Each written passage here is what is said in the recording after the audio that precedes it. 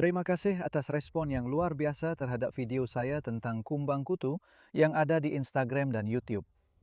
Dan tentang wabah kumbang kutu yang mengerikan tahun ini, serta kerusakan yang mereka timbulkan pada tanaman Brassica. Dan ini adalah tindak lanjut tentang bagaimana kami menghadapi minggu ini dengan penanaman Brassica baru yang sangat rentan terhadap kumbang kutu. Dan itulah serangga kecil itu, seperti yang hitam yang bisa kamu lihat di atas penutup jaring sedang melompat-lompat. Dan mereka sempat dalam jumlah yang sangat banyak.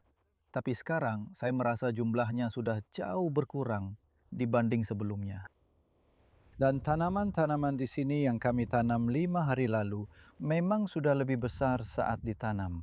Jadi mereka sudah punya kekuatan untuk tumbuh dan pulih dari kerusakan. Kamu bisa lihat ada beberapa kerusakan pada daunnya, tapi tidak terlalu parah dan saya yakin mereka akan bertahan. Jadi memang cukup banyak pekerjaan kalau menanam tanaman yang lebih besar seperti ini. Kamu tahu, kami harus menggali lubang dengan sekop kecil, menanamnya, lalu memberinya air. Saat ini setiap 2 hari sekali, mungkin sampai turun hujan atau bagaimana, soalnya memang sangat kering.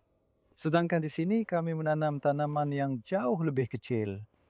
Dan penutup ini sebenarnya tidak ideal. Kamu lihat kan? Ini penutup jaring lama. Saya tidak suka membuang penutup-penutup ini. Tapi kalau sudah rusak seperti itu, memang tidak sempurna. Tapi karena sekarang sudah masuk awal Agustus dan jumlah kumbang kutu mulai berkurang, kamu bisa lihat betapa kecilnya tanaman-tanaman ini. Ini adalah kohlrabi yang baru saja saya semaikan di baki plaksidi saya. Dan ukurannya sangat kecil, sangat rentan. Dan saya rasa kalau mereka sudah ditanam di tanah 3 minggu yang lalu, pasti akan jadi bencana. Tapi sebenarnya saya cukup percaya diri, karena sejauh ini mereka terlihat cukup bersih. Kita lihat saja nanti. Dan saat ukurannya sekecil itu, kami beri mereka sedikit air setiap hari kalau bisa.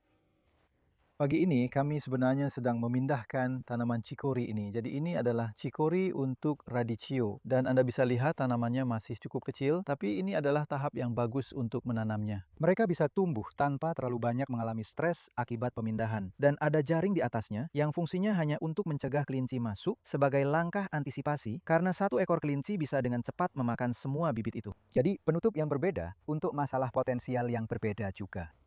Dan saat kami sedang menyiram radicchio, kami juga menyemprotkan sedikit air ke kohlrabi dari selang, jadi sekalian sebagai perlindungan dengan air.